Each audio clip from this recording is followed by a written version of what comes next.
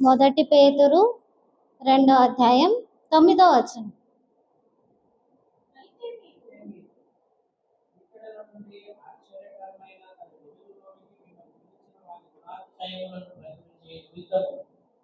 ఏర్పరచబడిన వంశమును, రాజులైన యాజక సమూహమును, పరిశుద్ధ జనమును, దేవుని సొత్తైన ప్రజలునై ఉన్నారు. ప్రార్థన చేసుకుందామండి. స్తోత్రం స్తోత్రం.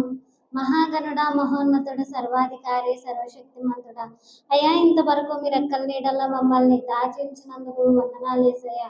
యేసయ్యా, ఎందరో ఈ రోజు చూడలేనప్పటికీ మీరు ఎక్కల నీడల్లో దాచి ఉంచి మాకు మరొక దినాన్ని అనుగ్రహించారు. అందుని బట్టి వందనాలు యేసయ్యా. మరి మీరు మాతో మాట్లాడమని అడిగి వేడుకుంటున్నాను. మమ్మల్ని దర్శించమని అడిగి వేడుకుంటున్నాను. మాలోని లోటుపాట్లన్నింటినీ సరిదిద్దమని అడిగి వేడుకుంటున్నాను. మీ రక్షణానందాన్ని మాకు మరలా దయచేయండి అయ్యా. మేము కోల్పోయి ఉంటే మమ్మల్ని క్షమించి మన్నించి మమ్మల్ని ఉత్సాహగానాలతో నింపమని, మీ రక్షణానందాన్ని మాకు మరలా పుట్టించమని అడిగి వేడుకుంటున్నాను. మాలో మీరుండమని అడిగి వేడుకుంటున్నాను అయ్యా. ఒకప్పుడు ఎన్నిక లేని వారమైనప్పటికీ ఇప్పుడు మీరు ఏర్పరచుకున్న జనమై ఉన్నాము. ఒకప్పుడు మేము చీకట్లో ఉన్న వారమైనప్పటికీ ఇప్పుడు వెలుగులో ఉన్నాం. మీ నామాన్ని మేము ప్రచురపరిచే పిల్లలుగా మమ్మల్ని ఉంచమని అడిగి వేడుకుంటూ, నన్ను నేను మీ స్వహస్తాలకు అప్పగించుకుంటూ, మీ పరిశుద్ధాత్మ వలన అభిషేకించి మాట్లాడమని అడిగి వేడుకుంటూ, యేసయ్య అతి శ్రేష్టమైన నామం నాకు వినయం అడిగి వేడుకుంటున్నాను నా పరమ తండ్రి, ఆమేన్. మొదటి పేతురు 2:9 అండి. 9 మనం చూసుకున్నట్లయితే, అయితే మీరు చీకటిలో నుండి ఆశ్చర్యకరమైన తన వెలుగులోనికి మిమ్మును పిలిచిన వాని గుణాతిశయములను ప్రచురము చేయు నిమిత్తము ఏర్పరచబడిన వంశమును, రాజులైన యాజక సమూహమును, పరిశుద్ధ జనమును, దేవుని సొత్తైన ప్రజలునై ఉన్నారు. మత్తయి సువార్త 22:17 మనం చూసుకున్నట్లయితే, పిలువబడిన వారు అనేకులు, ఏర్పరచబడిన వారు కొందరే అని చెప్పి పరిశుద్ధ లేఖనాలు తెలియజేస్తుంది. అయితే మనం పిలువబడిన మనము ఏర్పరచబడిన వారము ఎలాగూ అవ్వగలము? పిలువబడిన వారికి, ఏర్పరచబడిన వారికి డిఫరెన్స్ ఏంటి అంటే, ప్రతి ఒక్కరూ గొర్రెపిల్ల వివాహోత్సవానికి పిలువబడ్డారు. ప్రతి ఒక్కరూ దేవుడిచ్చు ఉచితమైన రక్షణను అందుకోవడానికి పిలువబడ్డారు. కానీ అందుకొని దాన్ని అంతం వరకు కాచుకొని తమ విశ్వాసాన్ని క్రియల రూపంగా దేవునికి చూపించే వారే దేవుడు ఏర్పరచుకున్నవారు అని దేవుడు తేటపరుస్తున్నాడు. పిలువబడిన వారు అంటే ప్రత్యేకించబడిన వారు అని అర్థం. క్లేసిస్, గ్రీక్ వర్డ్లో క్లేసిస్ అన్న వర్డ్ని యూజ్ చేశారు. అయితే చర్చ్ సంఘానికి యూజ్ చేసిన వర్డ్ ఏంటంటే ఎక్లేషియా. ఈ రెండు వర్డ్స్, క్లేసిస్ అండ్ ఎక్లేషియా అనేవి రెండు సిమిలర్గానే ఉంటాయి అన్నమాట. వాటి అర్థము కూడా ఏంటి అంటే ప్రత్యేకపరచబడిన వారు, లోకం నుండి బయటకు పిలువబడిన వారు అని అర్థాన్ని ఇస్తుంది.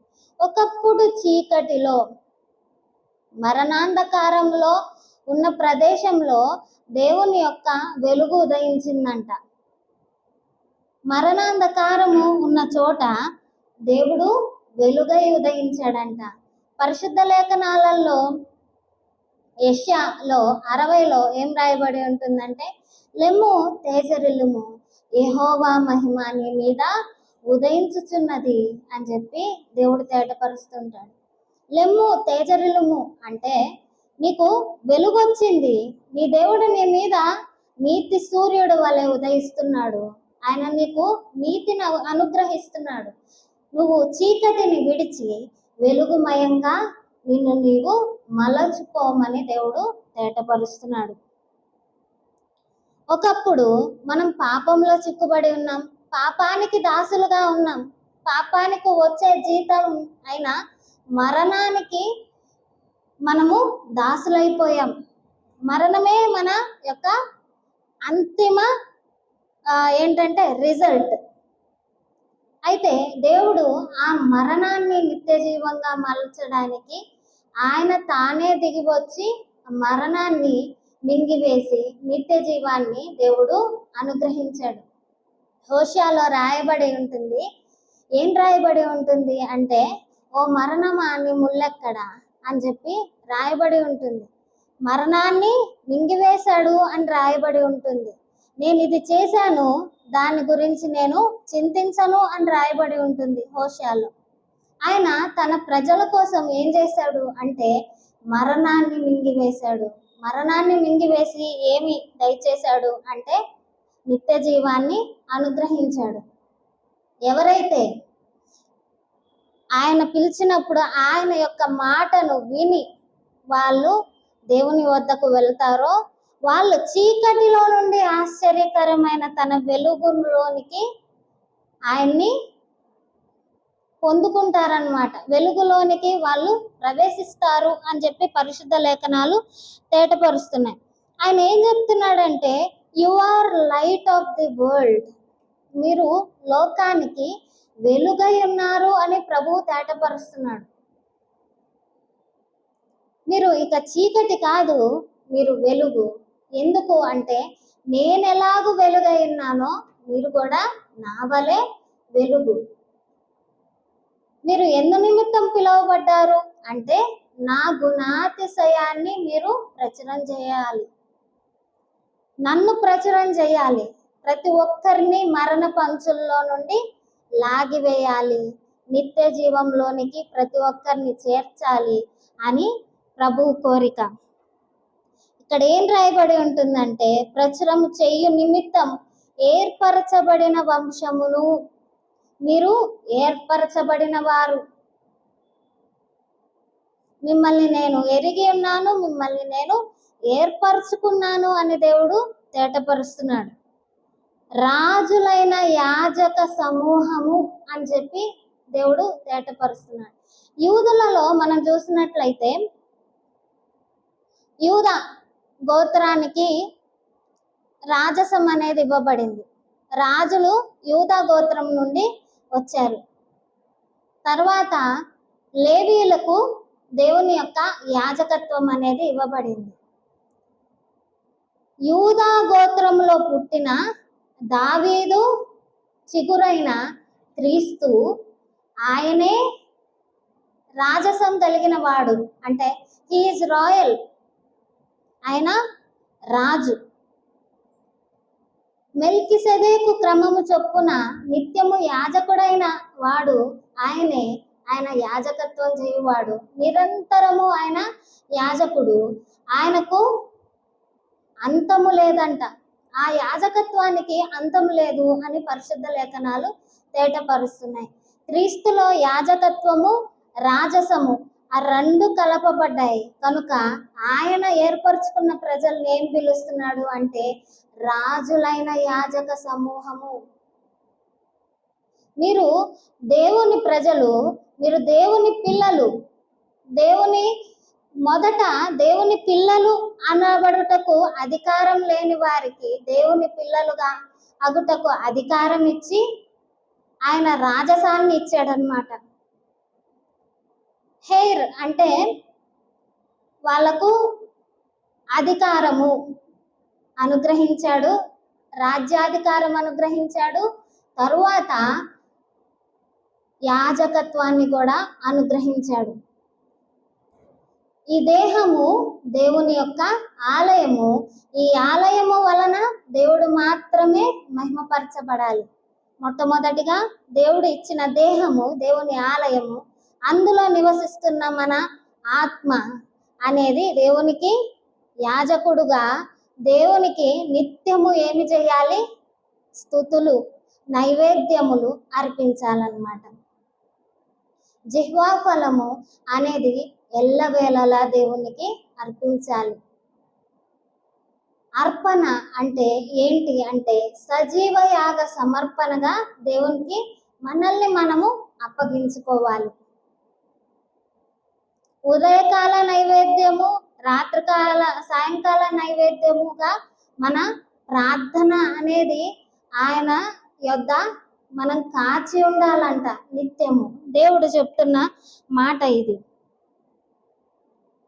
ఆయన యాజకులుగా నియమించాడు. మనకింకా మీడియేటర్ అవసరం లేదు, ఒక మధ్యవర్తి మనకు అవసరం లేదు. మనం డైరెక్ట్గా దేవుని యొక్క కృపాసనం వద్దకు వెళ్ళి ఆయన్ని వేడుకొనగలగచ్చు. ఆయన్ని వేడుకొనే హక్కు మనకు దయచేశాడు.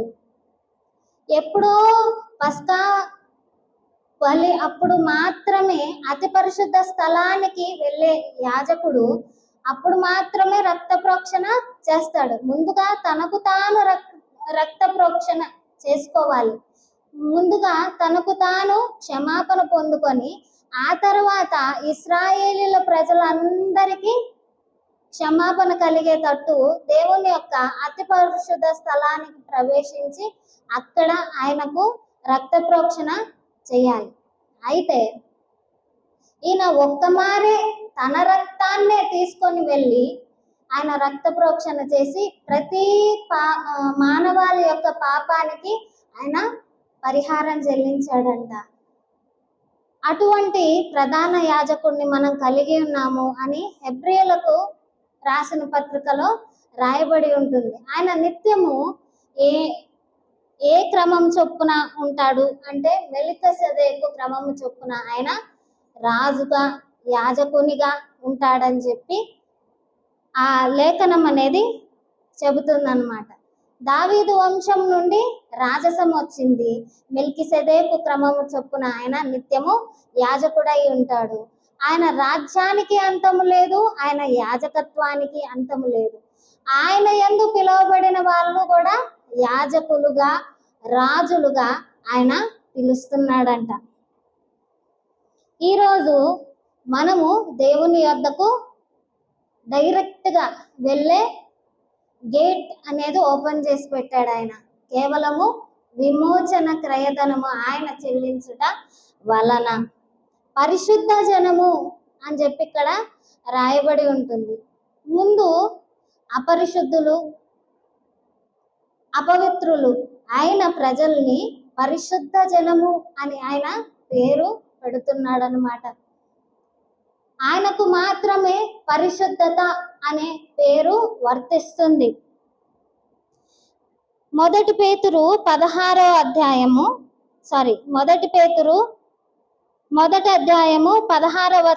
మనం చూసుకున్నట్లయితే మిమ్మను పిలిచినవాడు పరిశుద్ధుడైన ప్రకారము మీరును సమస్త ప్రవర్తన యందు పరిశుద్ధులై యుండుడి అని చెప్పి పరిశుద్ధ లేఖనము తేటపరుస్తుంది. ఆయన పరిశుద్ధుడు, ఆయన రోషం కలిగిన వాడు, ఆయన అగ్నితో ఆయనను పోల్చబడింది అన్నమాట. ఆయన పరిశుద్ధుడు కనుక మీరును పరిశుద్ధుడై ఉండండి. పరిశుద్ధతకు మనం అర్థం చెప్పలేము. ఎందుకు అంటే దేవుడే పరిశుద్ధత అని చెప్పి పరిశుద్ధ లేఖనం తేటపరుస్తుంది. ఏంటి పరిశుద్ధంగా ఉండాలి అంటే దేవుని దృష్టిలో మనం చేయాల్సింది ఏంటి అంటే ఈ లోకాన్ని, ఈ లోక ఆశల్ని త్యజించాలి అని దేవుడు తేటపరుస్తున్నాడు. ఈ లోకంలో ఉండే అన్ని మనిషి యొక్క ఆలోచనలను, మనిషి యొక్క మనస్సును, మనిషి యొక్క ఆత్మను పాడు చేస్తాయి. అహంభావం అనేది కలుగజేస్తుంది, గర్వాన్ని అనేది పుట్టిస్తుంది. ఒక్కసారి గర్వాంధుడైన తర్వాత దేవుడు ఆ కళ్ళకు కనబడ్డు. అపవాది లూసిఫర్గా ఉన్నప్పుడు దేవుణ్ణి ఆరాధించేది, దేవుణ్ణి స్తుతించేది, ఎంతో గొప్ప ప్రధానమైన దూతగా అది ఉంది. ఆ సాతాను ఎప్పుడైతే గర్వం అనేది లోపల వచ్చిందో, దేవుని యొక్క సింహాసనానికంటే పైగా హెచ్చించుకోవాలనుకుందో కిందకు పడదోయబడ్డాడు. అహంభావము, గర్వము అనేది దేవుడు కనబడకుండా చేస్తుందని దేవుడు తేటపరుస్తున్నాడు. లోకంలో ఉండేవి అన్ని మలినము తెచ్చిపెడుతుంది, అది హృదయాన్ని పాడు చేస్తుంది అని దేవుడు తేటపరుస్తున్నాడు. శరీరాశ, నేత్రాశ, జీవపు డమ్మం. శరీరాశ అంటే ఏం తిన్నమా, ఏం తాగుదమా, ఏం ధరించుకుందామా. నేత్రాశ, అది కావాలి, ఇది కావాలి, వాళ్ళది చూసిన వెంటనే అబ్బా అనుకుంటాం. ఆ నేత్రాశ అనేది, నేత్రం అనేది దేహానికి దీపం అయిందంట. ఆ దీపమే చెడిపోతే, నీ కన్ను చెడిపోతే నీ దేహం అంతా చీకటిమయమైపోతుందని ప్రభు తేటపరుస్తున్నాడు. ఈరోజు మన కన్ను సరిగ్గా లేదేమో, దేవుని ఎడల సరి అయిన చూపు లేదేమో, ఆత్మీయ అంధత్వంతో బాధపడుతున్నామేమో. దేవుని యొద్ద పరిశీలించుకుందాం. దేవా, నా కన్ను తేటగా కనబడేటట్టు చూపించమని అడుగుదాం. మన కన్ను ఎప్పుడు తేటగా కనబడుతుంది అంటే ఆయన పరిశుద్ధుడై ఉన్నాడు కదా. మనం పరిశుద్ధంగా ఉండాలంటే మనం ఏం చేయాలి అంటే మన ప్రవర్తన అంతటి మీద ఎవరికి అధికారం ఇవ్వాలి? దేవునికి అధికారం ఇవ్వాలి. దేవునికి అధికారం ఇస్తే మన మార్గం అనేది ఆయన సరళం చేస్తాడు అని చెప్పి పరిశుద్ధ లేఖనం తేటపరుస్తుంది. సామెతలు 3వ అధ్యాయం 6వ వచనంలో నీ ప్రవర్తన అంతటి యందు ఆయనకు అధికారం ఇమ్మని చెప్పి రాయబడి ఉంది. అప్పుడు ఆయన నీ త్రోవలు సరళం చేస్తాడంట. మన ప్రవర్తన మీద ఎప్పుడైతే దేవునికి అధికారం ఇస్తామో, ఆయన మాటకు లోబడతామో, ఆయన ఏదైతే తప్పు అని చెప్పింది మనలో నుండి మనం తీసివేసుకుంటామో, ఆయన ఎటువంటి పరిశుద్ధుడుగా ఉన్నాడో మనం కూడా పరిశుద్ధ జీవితాన్ని జీవిస్తాము. మానవులుగా త్రొట్టిల్లుపాటు సహజం. త్రొట్టుబడుతూ ఉంటాడు. నడుస్తూ ఉన్నప్పుడు కొన్నిసార్లు కాళ్ళు బెనుకుతూ ఉంటుంది, కొన్నిసార్లు పడిపోతూ ఉంటాం, మరలా తిరిగి లేపుతారు కదా. అదేవిధంగా మనం తొట్టిల్లినప్పుడు, మనం పడిపోయినప్పుడు దానికి అధికారం ఇవ్వకుండా, దానికి మన శరీరమందు, మన ఆత్మయందు పెత్తనం ఇవ్వకుండా, మనం ఎవరినైతే ఆశ్రయించామో, మన ఆత్మకు కాపరి ఎవరో, మన అధ్యక్షుడు ఎవరో ఆయనకు లోబడి, అయ్యా నేను ఈ విషయంలో త్రొట్టెల్లుతున్నాను, నేను ఈ విషయంలో పదే పదే పడిపోతున్నాను అన్నప్పుడు ఆయన కృప చూపించే దేవుడై ఉన్నాడు అని ఆయన తేటపరుస్తున్నాడు. మానవులకి అది సహజం అయినప్పటికీ క్రీస్తు యేసు ఎలాగో నిందారహితముగా జీవించాడో, క్రీస్తు యేసు ఎలాగూ పరిశుద్ధంగా జీవించాడో, క్రీస్తు యేసునకు ఏ మనస్సు అయితే ఉందో, ఏ మనస్సు ఉంది అంటే దేవుణ్ణి మెప్పించాలి, దేవునికై జీవించాలి, దేవుని యొక్క చిత్తాన్ని నెరవేర్చాలి అని ఏదైతే మనస్సు ఉందో అటువంటి మనస్సు మనం కూడా కలిగి ఉంటే అపవాదికి చోటియ్యము అని దేవుడు తేటపరుస్తున్నాడు. అపవాదిని ఎదిరించుడి అని పరిశుద్ధ లేఖనం తేటపరుస్తుంది. ఎప్పుడైతే మనము ఎదిరిస్తామో, ఎప్పుడైతే ఆత్మ ఖడ్గం ద్వారా, ఆత్మ ఖడ్గము ఏంటి అంటే వాక్యమే ఖడ్గము, అది రెండంచుల గల ఖడ్గము. అపవాది ఎప్పుడైతే మనల్ని బలహీనపరచడానికి మన యొద్దకు వస్తుందో వాడిని తరిమి కొట్టడానికి దేవుని యొక్క వాక్యము సహాయపడుతుంది. దేవుని యొక్క వాక్యము ద్వారా కూడా అది మోసపుచ్చగలదు. అయితే దేవుడు ఏం చెప్తున్నాడు అంటే ఆయన మనలో ఉంటే, ఆ వాక్యమే మనలో నివసిస్తే అపవాది మనని మోసపుచ్చలేదు. అది తోక ముడుచుకొని పారిపోతుంది అని దేవుడు తేటపరుస్తున్నాడు. ఈరోజు ఆయన పరిశుద్ధంగా ఉన్న ప్రకారం మనం పరిశుద్ధంగా జీవిస్తున్నామా? ప్రతినిత్యము దేవునిలో ఉండాలని, దేవునికై జీవించాలని, దేవుని ఇష్టాన్ని నెరవేర్చాలని చెప్పి ఒక క్రైస్తవుడు, ఒక విశ్వాసి పరుగు తీయాలి. నేను దేవుని కోసం ఏం చేయగలను? నేను ఎలా ఉంటే దేవునికి ఇష్టడై ఉండగలను? ఈ ఆశ మనలో ఎప్పుడైతే చచ్చిపోతుందో మనలో ఉన్న విశ్వాసం కూడా చచ్చిపోతుంది. మనలో ఉన్న దేవుని గురించి తపన కూడా చనిపోతుంది. దేవునికి దూరం అయిపోతాము అని దేవుడు తేటపరుస్తున్నాడు. దేవుడు ఎప్పుడైతే మన లోపల ఉంటాడో మన లోపల రక్షణానందం అనేది ఉంటుందంట. ఎన్ని బాధలు, ఎన్ని ఒడిదుడుకులు వచ్చినా, లోకము ఒకవైపు మనం ఒకవైపు ఉన్నప్పటికీ కూడా దేవుడు మనతో ఉన్నాడు. ఆయన సజీవుడు. గొల్యాతుని చంపడానికి దావీదుకు బలం ఇచ్చిన వాడు, మనతో సర్వశక్తిమంతుడు ఉన్నాడు అని చెప్పి ధైర్యం ఉంటుందంట. ఎప్పుడైతే దేవుడు మనలో ఉండడో పిరికితనం ఆవరిస్తుందే అని దేవుడు తేటపరుస్తున్నాడు. ఈరోజు దేవుడు మనలో ఉన్నాడా? దేవుని గురించి ఆసక్తి మనల్ని భక్షిస్తుందా? దేవుడు ప్రశ్న వేస్తున్నాడు.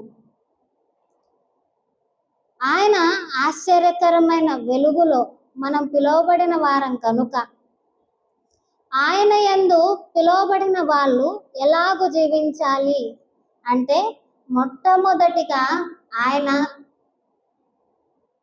విషయంలో ఆయన ఏదైనా చెప్పినప్పటికీ మనము లోబడే వారంగా మనం ఉండాలి అని దేవుడు తేటపరుస్తున్నాడు. కొన్నిసార్లు కఠినమైన వాటికి దేవుడు మనల్ని పిలుస్తాడు. అయినప్పటికీ మనము లోబడే విధంగా, లోబడే స్వభావం కలిగిన పిల్లలుగా మనం ఉండాలి. ఎప్పుడైతే దేవునికి లోబడతామో దేవుని యొక్క ఆశీర్వాదాన్ని మనం చూడగలుగుతాం. మొట్టమొదటిగా ఓబే, తర్వాత జస్టిఫికేషన్, నీతిమంతులుగా తీరుస్తాడు ఆయన. మూడవదిగా గ్లోరిఫికేషన్, ఆయన మనల్ని మహిమపరుస్తాడు, ఘనపరుస్తాడు. ఆయన మహిమను పొందుకుంటాడు, మనల్ని ఘనపరుస్తాడు అని పరిశుద్ధ లేఖన తేటపరుస్తుంది. ఓబే, నువ్వు బయటకి రా అని దేని విషయంలో ఆయన చెప్పాడా? బయటకి వచ్చి ఆయన చెయ్యమన్నది ఎంత కష్టమైన దానికి లోబడు. నీకు వ్యతిరేకులున్నా, నిన్ను చెయ్యనీయని వాళ్ళున్నా, నిన్ను అవమానపరిచే వాళ్ళున్నా, అక్కడే ఉండి దేవుని పని చెయ్యమని దేవుడు చెప్తున్నాడు. అంటే అక్కడే ఉండి చెయ్యి. ఆయన ఏం చెప్తున్నాడంటే, కమ్ ఫాలో మీ అంటున్నాడు, నన్ను వెంబడించు అంటున్నాడు. ఎలా వెంబడించాలంట? మన సిలువని ఎత్తుకొని మనల్ని మనం ఉపేక్షించుకొని మనము ఆయనని వెంబడించాలి. సిలువ అంటే లోకానికి గుర్తు ఏంటంటే మరణం. ఒక విశ్వాసికి గుర్తు ఏంటంటే విజయం. ఈ శ్రమల గుండా నేను వెళ్ళాను అంటే దేవుని యొక్క విజయాన్ని నేను చూడగలను అని చెప్పి సిలువనెత్తుకొని ఉపేక్షించుకుంటూ వెళ్ళాలంట. అంటే మనల్ని మనము ప్రతి నిమిషము పరీక్షించుకుంటూ దేవునికి యోగ్యమైన పాత్రగా నేనున్నానా లేదా అని చెప్పి మనల్ని మనం ఉపేక్షించుకుంటూ పరిశీలించుకుంటూ మనము నడవవలసిన వారమై ఉన్నాం. సిలువ మార్గము ఒకే వైపునకు ఉంటుంది. ఒకటే మార్గం అన్నమాట. మళ్ళీ వెనుదిరిగి చూడలేము మనము. ఒక్కసారి మనం ఆ పనిలో దిగాక, మనం దేవుని యొక్క మాటకు లోబడినాక వెనుదిరిగి మనము రాకూడదు. వెనుదిరిగి వచ్చాము అంటే మనము ఓడిపోయినట్లే. కనుక మనల్ని మనం ఉపేక్షించుకుంటూ ఆయన యొక్క మార్గంలో నడవాలి. నడిచినప్పుడు జస్టిఫికేషన్, నీతిమంతులుగా చేయడం. ఒక చెట్టు ఉన్నప్పుడు ఆ తోటమాలి ఏం చేస్తాడు, ఆ చెట్టులో ఉన్న చీడల్ని పీడల్ని తీసివేసి, ఆ తర్వాత ఆ చెట్టులో ఎండిపోయిన ఆకులను పనికిరాని వాటిని తీసేసి దాన్ని ఒక అందమైన చెట్టుగా తీర్చిదిద్దుతాడు కదా. ఎప్పుడైనా తోటమాలి ఆ పని చేస్తున్నప్పుడు మీరు చూసినట్లయితే అందులో పనికిరానివన్నిటిని తీసేస్తాడు, పనికొచ్చే వాటిని మాత్రమే ఉంచి దానికి ఏమి చేస్తాడు, ఎరువు వేస్తాడు, దాన్ని పోషిస్తాడు. అదేవిధంగా దేవుడు కూడా మనము ఆయనతో నడిచే మార్గంలో ఆయన మనల్ని నీతిమంతులుగా తీరుస్తాడు. ఆయన మాట వినడమే నీతిగా ఎంచబడుతుంది. ఎప్పుడైతే ఆయన మాట విని మనం నడుస్తూ ఉంటామో ఆయనతో, మనలో పనికి రానివన్నీ ఆయన తీసివేసి మనల్ని ఒక అందమైన శిల్పంగా తీర్చిదిద్దుతాడు. క్రీస్తేసు సారూప్యంలోనికి మనల్ని మలుస్తాడు. అనేకులకు ఆశీర్వాదకరంగా మనల్ని ఉపయోగపడే విధంగా ఆయన తీర్చిదిద్దుతాడు అని దేవుడు చెప్తున్నాడు. బీ హోలీ, అదే నిన్ను నీవు పరిశుద్ధంగా ఉంచుకో. నీవు దేవునికి ఆలయం అయి ఉన్నావు కనుక నిన్ను నీవు అపవిత్రపరచుకోకు. ఈ లోకానికి లొంగిపోకు, నా వైపు నీ దృష్టి పెట్టు అని దేవుడు తేటపరుస్తున్నాడు. ఎప్పుడైతే ఆయన పైన మన దృష్టి నిలుపుతామో ఈ లోకం పైనకి, ఈ లోక అవమానాలపైకి, ఈ లోకం యొక్క మహిమను చూపిస్తా ఉంటుందన్నమాట. లోక మహిమ చూపించి నిన్ను ఒక అధికారినిగా చేస్తా, నీకు ఇది ఇస్తా, నీకు అది ఇస్తా అని చెప్పి అపవాది శోధిస్తూ ఉంటుంది. ఎప్పుడైతే ఆయన పైన దృష్టి నిలుపుతామో, ఎప్పుడైతే ఆయనకై మనం జీవిస్తామో మనల్ని మనము పరిశుద్ధంగా ఉంచుకుంటాం. మన ప్రవర్తన యందు మనం పరిశుద్ధంగా ఉండాలి, దేవునికి లోబడాలి. మన శరీరం అందు పరిశుద్ధంగా ఉండాలి, మన శరీరాన్ని దేవునికి లోబరచాలి. మన ఆత్మ మీద మన శరీరం ఏనాడు గెలవకూడదు అని దేవుడు తేటపరుస్తున్నాడు. దేవుని యొక్క ఆత్మ మనలో నివసిస్తుంది కనుక దేవుని ఆత్మే ఎల్లవేళలా గెలవాలి. దేవుని యొక్క ఆత్మ ఫలాన్ని మనము ఫలించాలి. శరీర ఫలాలు మనము ఫలించకూడదు. శరీరాన్ని ఆయనతో పాటు కూడా సిలువ వేయాలి అని దేవుడు తేటపరుస్తున్నాడు. నీవు క్రీస్తుతో పాటు సిలువ వేయబడ్డావు కనుక జీవించువాడుక నీవు కావు, జీవించువాడు ఆయనే. నువ్వు జీవించుచున్న జీవితము కేవలము నిన్ను వెలుగులోనికి పిలిచిన ఆయన కోసమే నువ్వు జీవిస్తున్నావు.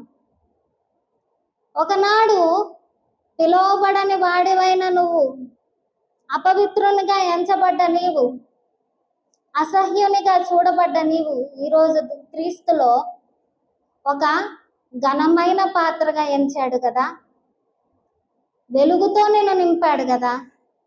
ఆ జీవితాన్ని ఎందుకు లోకానికి దాసుని చేసి అపవిత్రపరుచుకుంటావు అని దేవుడు ప్రశ్నిస్తున్నాడు. మీరు ఈ లోకంలో పరదేశులై ఉన్నారు. పరదేశులుగా ప్రయాణం చేసే మనము ఎలాగూ ప్రయాణం చేయాలి అంటే క్రీస్తుని చూపించే వారంగా మనము ప్రయాణం చేయాలి. మనల్ని చూసినప్పుడల్లా ఈ లోకంలో ఉన్న వాళ్ళకందరికీ క్రీస్తు కనబడాలి. చీకటిగా ఉన్న జీవితాలు కూడా వెలుగుమయంగా ఉన్న మనల్ని చూసి వాళ్ళు కూడా వెలుగుగా మారాలి. వెలుగు వెలుగునే అందిస్తుంది కానీ చీకటిని ఇవ్వదు కదా. వెలుగు ఎక్కడికైతే వెళ్తుందో అక్కడ చీకటిగా ఉన్న ప్రాంతం మొత్తం వెలుగుమయం అవుతుందంట. మనం కూడా ఈ లోకంలో వెలుగుగా జీవించాలి అని ప్రభువు తేటపరుస్తున్నాడు. పునాది గల పట్టణం కొరకై మనము నిరీక్షించాలి. క్రీస్తు ఏదైతే మనకు ఏర్పరుస్తున్నాడో దాని కొరకు ఆశ కలిగి ఉండాలి. దేవుని యొక్క ఆలోచన మన జీవితంలో ఏదై ఉందో ఆ నెరవేర్పు కొరకు నిరీక్షణ కలిగిన వారంగా మనము జీవించాలి అని ప్రభువు తేటపరుస్తున్నాడు. మీ సత్క్రియలను చూచి దేవుణ్ణి మహిమపరచునట్లు మంచి ప్రవర్తన కలిగి ఉండండి అని దేవుడు తేటపరుస్తున్నాడు. మన సత్క్రియను చూసినప్పుడల్లా, మన మంచితనం చూసినప్పుడల్లా వాళ్లకు ఎవరు కనబడాలి? క్రీస్తు మనలో కనబడాలి. కట్టడకు ప్రభువు నిమిత్తం లోబడి ఉండుడి. మీ దేశంలో, మన దేశంలో ఉన్న కట్టడకు మనం ఏం చేయాలి అంటే ప్రభువు నిమిత్తం లోబడి ఉండాలంట. అప్పుడు కాలంలో యూదులు రాజులకు లోబడి ఉండే వాళ్ళు కాదు. రోమా ప్రభుత్వానికి తిరుగుబాటు చేసేవాళ్ళు. రాజుని నియమించింది దేవుడే కనుక, నీకు యజమానుణ్ణి నియమించింది దేవుడే కనుక, నువ్వు ఉంటున్న దేశం ఇచ్చింది దేవుడే కనుక ఆ దేశం యొక్క కట్టడకు లోబడి ఉండాలని దేవుడు చెబుతున్నాడు. నీ యజమానుడికి లోబడి ఉండాలని దేవుడు చెప్తున్నాడు. తరువాత దేశం యొక్క రాజునకు లోబడి ఉండాలని చెప్తున్నాడు. ఎప్పటి వరకు అంటే దేవుడా రాజా అని వచ్చేంత వరకు. షడ్రక్ మేషకు అబేద్నగోలు దేవుని యొక్క శాసనానికి విరుద్ధంగా నెబుకద్నెజర్ చేస్తున్న పనికి వాళ్ళు కూడా తలంచలేదు. ఆ కట్టడకు వాళ్ళు లోబడలేదు. మీరు ప్రతిమకు నమస్కరించండి అంటే వాళ్ళు చనిపోవటానికి సిద్ధపడ్డారు, కానీ ఆ ప్రతిమకు తల వంచడానికి సిద్ధపడలేదు. వాళ్ళకి తెలుసు మండుచున్న అగ్నిగుండంలో వాళ్ళు పడద్రోయబడతారని, వాళ్ళకు మరణం కలుగుతుందని తెలుసు. దేవుడు రక్షించినా సరే రక్షించకపోయినా సరే, కాకపోతే మా ఆత్మలను మేము కోల్పోటకు మేము సిద్ధంగా లేము.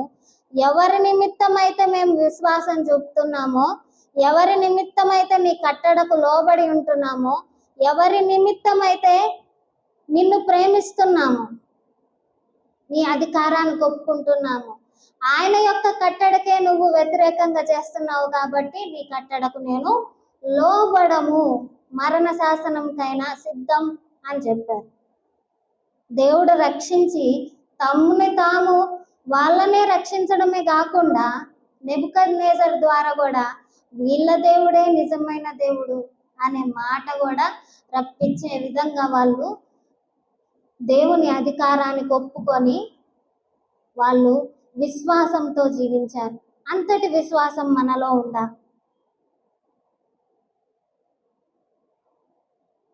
యజమానుడు మంచివాడైతేనే లోబడతాం. ఒకవేళ ముష్కరుడు మూర్ఖుడు అయితే లోబడం. అయితే ప్రభు తేటపరుస్తున్న మాట ఏంటంటే, నువ్వు చేసిన తప్పుకే నువ్వు దెబ్బలు తింటే దానికి ప్రయోజనం ఏంటి? నువ్వు మంచి చేసినప్పుడు కూడా నువ్వు దూషించబడి అపహసించబడితే అది నీకు ప్రతిఫలం ఇస్తుంది. నువ్వు అందుకే పిలువబడ్డావు అని చెప్పి పేతురు పత్రికలో రాయబడి ఉంటుంది. నువ్వెందుకు పిలువబడ్డావు అంటే మంచివానిగా జీవించి క్రీస్తుని చూపించినప్పుడు, అవమానించబడ్డప్పుడు అది నీకు ధన్యత. తద్వారా అనేకులు అన్యులు దేవుని యొద్దకు వస్తారు, ఆ వెలుగు చేత ఆకర్షింపబడతారని దేవుడు తేటపరుస్తున్నాడు. అందరినీ సన్మానించాలి. ప్రతి ఒక్కరి వైపు రెస్పెక్ట్ఫుల్గా మనము జీవించాలి. అధికారిని సన్మానించాలి. మన సహోదరులను మనము ప్రేమించాలి అని రాయబడి ఉంది. ప్రభు చెప్తున్న మాట, శత్రువుని కూడా ద్వేషించకుండా వాళ్ళ నిమిత్తము మనము ప్రార్థించాలి అని దేవుడు తేటపరుస్తున్నాడు. ఇవి ఏవైతే దేవుడు మనకి పెట్టిన కట్టడలు ఏవైతే ఉన్నాయో, ఆయన్ని ప్రేమించడమే ఆయన ఆజ్ఞను పూర్తి చేయడం, సంపూర్ణం చేయడం. ఆజ్ఞను అనుసరించడమే ఆయనను ప్రేమించడం అని పరిశుద్ధ లేఖనం తేటపరుస్తుంది. మనం ప్రేమిస్తే దేవుణ్ణి, ఆయన పిలిచిన వాడు నమ్మదగిన వాడు కనుక ఆయన యొక్క కట్టడలు, ఆయన నియమించిన ప్రతి ఒక్క మాటను మనము పాటిస్తాము అని దేవుడు చెప్తున్నాడు. క్రీస్తు మాదిరిని చూడండి అని పేతురు చెప్తున్నాడు. క్రీస్తు ఆయన అపహసించబడి, ఆయన దూషించబడి కూడా బదులు చెప్పలేదు. ఆయనకు వధకు తేబడు గొర్రె పిల్ల వలె ఆయన ఉన్నాడు. ఆయన మౌనంగా వహించి తన శిక్ష కాదు మన శిక్షను భరించాడు. ఆయనలో ఏ పాపం లేదు, అయినప్పటికీ దూషింపబడి ప్రతిగా దూషింపలేదు. ఆయన మౌనంగా సహించి భరించాడు అని చెప్పి పరిశుద్ధ లేఖనం తేటపరుస్తుంది. బొచ్చు కత్తిరించు వాని యొద్ద గొర్రె ఏ విధంగా ఉంటుందో ఆయన ఆ విధంగా ఉన్నాడు అని తేటపరుస్తుంది.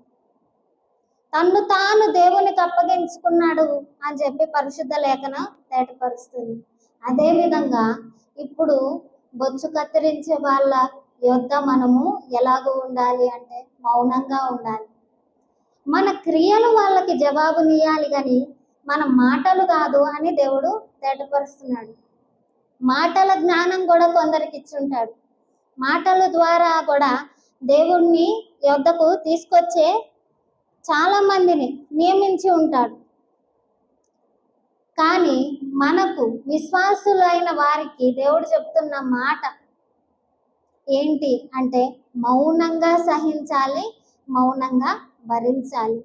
క్రీస్తు ఎలాగూ ఆయన సహించాడో భరించాడో ఆయన వలె మీరు ఉండండి.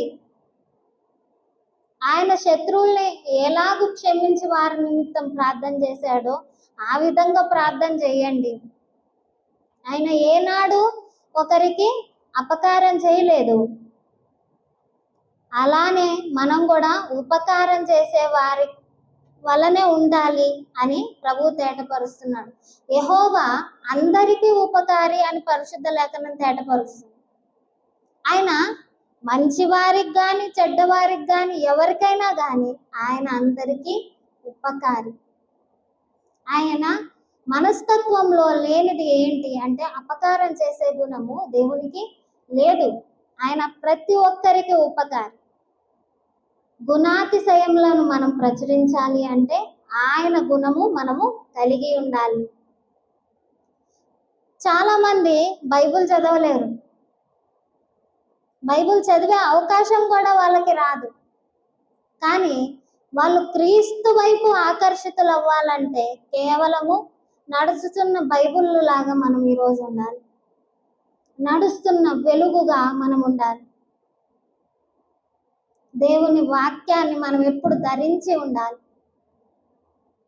అపవాదికి చోటేయకుండా మనము ఎదిరించి అపవాది యొక్క కార్యాలన్నిటినీ తుత్తునియలుగా చేయడానికి శక్తివంతులుగా మనం ఉండాలి. ఈరోజు మీరు గొర్రెలరా అంటున్నారు కదా, మనం గొర్రెల్లానే ఉండాలి. సాత్వికంతో ఎలాగో ప్రభు ఉన్నాడో అదే విధంగా సాత్వికంతో ఉండాలి. ఎలాగో ఆయన బదులు ఇవ్వలేదో మనం కూడా బదులు ఇవ్వకుండా ఉండాలి. ఆయన క్రియారూపకంగా ఎలాగో చూపించాడో మనం కూడా క్రియారూపకంగా మన విశ్వాసాన్ని మనం చాటి చెప్పాలి. అనేకులు క్రైస్తవం పైన మొట్టమొదటి సంవత్సరాలలో అంటే సంఘం ఏర్పడిన మొట్టమొదటి దినాలలో క్రైస్తవుల పైన వీళ్ళు బాగా అహంకారులు, గర్విష్ఠులు, వీళ్ళు మంచి ప్రవర్తన కలిగిన వారు కారు, శారీరకంగా జీవిస్తున్న వాళ్ళు. అగాపే ఫీస్ట్ అని చెప్తారు కానీ దాంట్లో ఇమ్మోరల్ యాక్టివిటీస్ అనేవి జరుగుతాయి అని చెప్పి క్రైస్తవుల పైన దూషణగా మాట్లాడుతూ వాళ్ళని హింసించడానికి ట్రై చేశారు. అయితే సెల్సస్ అన్న వ్యక్తి సంఘం పైన ఎన్నో నిందలు వేయగలిగాడు కానీ ఇమ్మోరల్ యాక్టివిటీస్, శారీరకంగా వాళ్ళు జీవిస్తున్నారు అనే దానిపైన రుజువు చేయలేకపోయాడు. ఈరోజు క్రీస్తు సంఘము ఆత్మీయంగా జీవించాలి అని దేవుడు తేటపరుస్తున్నాడు. అబ్రహాము ఏ విధంగా అయితే దేవుణ్ణి అనుసరించాడో, దేవుని మాటను ఏ విధంగా ఓబే చేశాడో, విధేయత చూపించాడో, అదే విధంగా దేవుని మాటను విని దేవుని మాటను నమ్మిన దాన్ని బట్టి అతను నీతిగా ఎంచబడిందో అదే విధంగా మనం కూడా నీతిగా ఎంచబడాలి. అంటే ఈరోజు దేవునికి విధేయత చూపించాలి. క్రీస్తు మలచినప్పుడు, మనల్ని సరిదిద్దుతున్నప్పుడు, ఒక కుమ్మరి వాని చేతిలో మంటి పాత్ర ఏ విధంగా ఉంటుందో మనం కూడా ఆయన వద్ద మంటి పాత్ర వలె ఉండాలి. అప్పుడు యోగ్యమైన పాత్రగా మలచి ఆయన మన ద్వారా మహిమ పొందుతాడని, మనము ఆయన ద్వారా గణపరచబడతాము అని చెప్పి ఈ వాక్యము. పెళ్లి విందుకి రాజు చేత పిలువబడిన వాళ్ళు ఉన్నారనమాట. కొందరేమో సమయం తక్కువ ఉంది కాబట్టి, మామూలుగా చెప్తున్నాను, మత్తయి సువార్త 22వ అధ్యాయంలో 1వ వచనం నుండి 14వ వచనం వరకు ఈ ఉపమానం అనేది రాయబడి ఉంటుంది. పెళ్లికి కొందరు పిలువబడ్డారంట. పెళ్లికి పిలువబడిన వాళ్ళు రాకుండా వ్యవసాయానికి, వాళ్ళ యొక్క పనులకు, బిజినెస్కి వెళ్ళిపోయారంట. అయితే పిలిచిన వాళ్ళు దానికి యోగ్యమైన వాళ్ళు కాదని చెప్పి రాజు ఏం చేశాడంట, బయట ఉన్న వాళ్ళు మంచోళ్ళనేమి చెడ్డోళ్ళనేమి అందరినీ పిలుచుకొని రమ్మని చెప్పి తన దాసులకి చెప్పాడంట. అందరినీ పిలుచుకొని వచ్చిన తర్వాత అందరూ పెళ్లి వస్త్రాలు ధరించుకొని వచ్చారంట. కాకపోతే ఒక వ్యక్తి ఉన్నాడంట అక్కడ. ఆ వ్యక్తి పెళ్లి వస్త్రాలను ధరించుకొని రాలేదంట.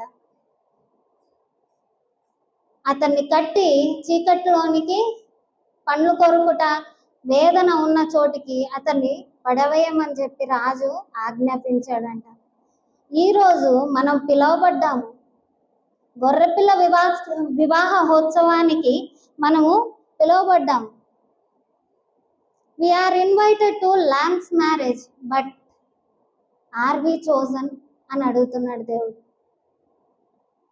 మనము పిలువబడ్డాం, we are called, but are we chosen అనే ప్రశ్న వేస్తున్నాడు.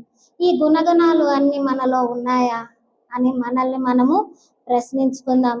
2 పేతురు, 1 పేతురులో 2వ అధ్యాయంలో మీరు 9 నుండి కింద వరకు వచనాలన్నీ చదువుకొని ఒక్కసారి పరిశీలించుకోండి. దేవుడి వాక్యాన్ని దీవించుగాక. ప్రార్థన చేసుకుందాం. స్తోత్రం స్తోత్రం మహాగణుడ, మహోన్నతుడ, సర్వాధికారి, సర్వశక్తిమంతుడ. అయ్యా, పిలిచిన నీవు నమ్మదగిన వాడవు, నమ్మకమైన వాడవు, ఎన్నడు ఎడబాయని వాడవు.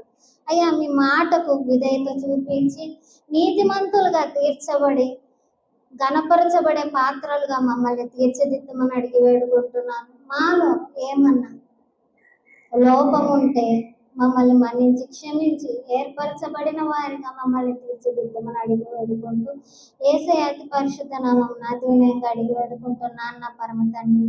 ఆమేన్. అందరికి వందనాలండి.